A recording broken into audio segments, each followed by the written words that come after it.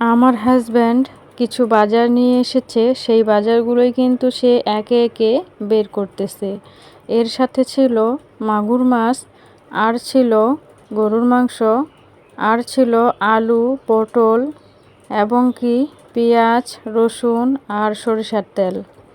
আরও কিছু ছিল, সেগুলো কিন্তু আমার মেয়ে ঘরে নিয়ে গিয়ে রেখে দিয়েছে। তারপরে কিন্তু আমি বাজারগুলো গুছিয়ে নিলাম, নেওয়ার পরে রান্নাবান্না করেছি। করার পরে আজকে একটু যাব আমার আম্মাকে দেখার জন্য। তো আমার হাজব্যান্ড বাসায় ছিল, তাকে বললাম, সকাল থেকে কোনো যাওয়ার প্রস্তুতি ছিল না, তাকে বললাম যে চলো একটু বাসায় যেহেতু আছো আম্মাকে একটু দেখে আসি।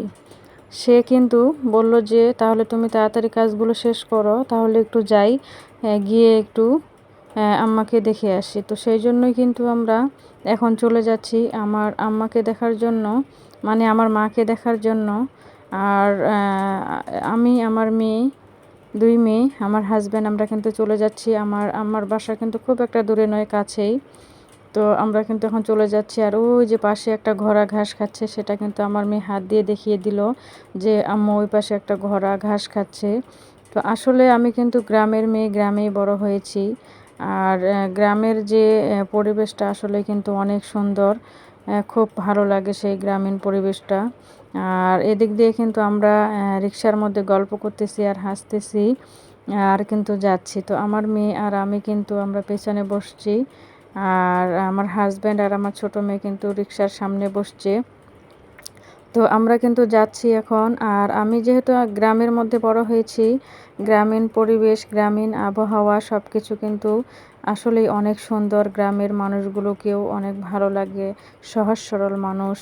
তারপরে কিন্তু আমরা চলে এসেছি। আসার পরে আমার বোনের ছেলে, সে কিন্তু একটু কাজ করেছিল আমাদের ক্ষেতের মধ্যে। তো সেইটা একটু ক্যামেরার মধ্যে ক্যাপচার করেছিলাম। আর এদিক দিয়ে কিন্তু আমাদের বাদামের গাছে বাদামি হয়েছে। আমার বড় বোন, সে কিন্তু তারা দিয়ে বাদামি পাড়তেছে, আর আমি সেটাই কিন্তু একটু ক্যামেরা বন্দি করেছিলাম। তো বাদামি কয়েকটা বেশ পেরেছিল, তো আমি শুধু একটা বাদামিরই কিন্তু ক্যামেরায় ক্যাপচার করেছিলাম।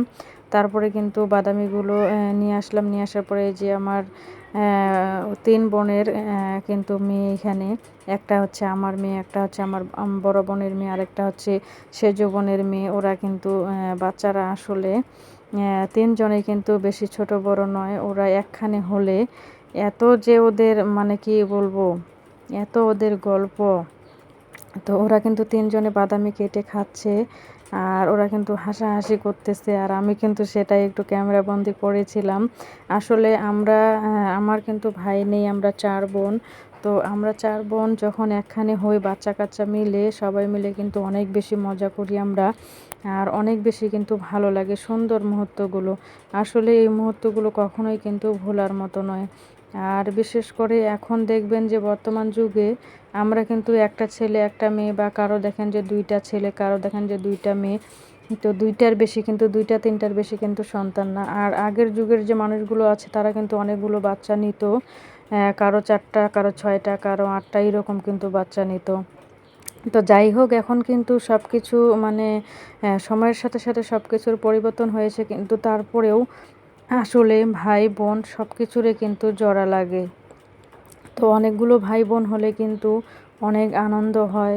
কত সুন্দর একটা, মানে সেই মুহূর্তগুলো কিন্তু যাদের এক ভাই এক বোন, তারা কিন্তু বুঝতে পারবে না। ভিডিওর এ পর্যায়ে এসে ছোট্ট করে একটা অনুরোধ জানাতে চাই, যারা ভিডিওর মধ্যে আছেন এখনও একটা লাইক দেননি, অবশ্যই ভিডিওতে লাইক দিয়ে ভিডিওটি কন্টিনিউ করবেন।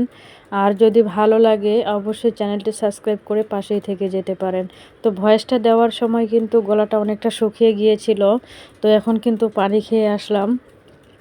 তো আসলেই কিন্তু যারা অনেকগুলো ভাই বোন আছে, অনেকগুলো বাচ্চা কাচ্চা আছে, তাদের কিন্তু যে বাবা মায়ের বাসায় গেলে যে একটা আনন্দ, সেই আনন্দটা কিন্তু যারা দুই ভাই দুই বোন, তারা কিন্তু কখনোই পাবে না, তাই না? যেমন আমরা হচ্ছে চার বোন। তো চার বোনেরই কিন্তু অনেকগুলো আমাদের বাচ্চা কাচ্চা, কারো দুইজন, কারো তিনজন। তো এইরকম করে আমরা যখন একখানে হই, অনেক বেশি আমরা আনন্দ করি, বাচ্চারাও কিন্তু অনেক বেশি আনন্দ পায়। প্রতিটা মুহূর্ত আমরা অনেক সুন্দরভাবে কাটি। তো তারপরে কিন্তু আমরা সেখান থেকে চলে এসেছি সন্ধ্যাবেলায় কিন্তু চলে আসছি। আসার পরে আমি কিন্তু এখন একটু কিছু কাজ করব। তো আমার মেয়ের একটা জামা ছিল, সেই জামাটাই আমি কিন্তু একটু কাটবো। তো সেটার জন্য কিন্তু কেচি বের করেছি। কেচিটা যে এত পরিমাণে টাইট করে কে লেগে দিয়েছে সেটা কিন্তু আমি অনেক চেষ্টা করলাম স্ক্রুড্রাইভার দিয়ে, সেটা কিন্তু আর খুলতেই পারলাম না। শেষমেশ আমি কিন্তু এখন হাত দিয়ে সেলাইগুলো খুলতেছি। তো আসলে কোনো কাজ করতে গিয়ে যখন সেই কাজটা করতে না পারি তখন কিন্তু অনেক বেশি রাগ উঠে যায়। আমি তো একেবারে রেগে মেগে শেষ। তো তারপরে কিন্তু আমি হাত দিয়ে জামাটাকে ছিঁড়ে নিলাম। নেওয়ার পরে সেটা আমি কিন্তু একটা কাজে লাগাবো। তো সেই জন্যই কিন্তু সেই পুরনো জামাটা ছেঁড়া, আর আমার ছোট্ট মেয়েটা কিন্তু এদিক দিয়ে খেলা করতেছে। তো আজকের মতো ভিডিওটি এখানেই বিদায় নিব। সবাই ভালো থাকবেন, সুস্থ থাকবেন, আর আমার জন্য দোয়া করবেন। আসলে বড় ভিডিও দিব কি, বড় ভিডিও আপনারা তো দেখেন না, তো ছোট ভিডিওগুলো দেখেন না, আর বড় ভিডিও দিয়ে কি হবে, সেই জন্য কিন্তু ভিডিওটা ছোট করার চেষ্টা করি। তো আজকের মতো এখানেই বিদায় নিচ্ছি। সবাই ভালো থাকবেন, সুস্থ থাকবেন। আল্লাহ হাফেজ। আসসালামু আলাইকুম রহমতুল্লাহি ওয়া বারাকাতুহু।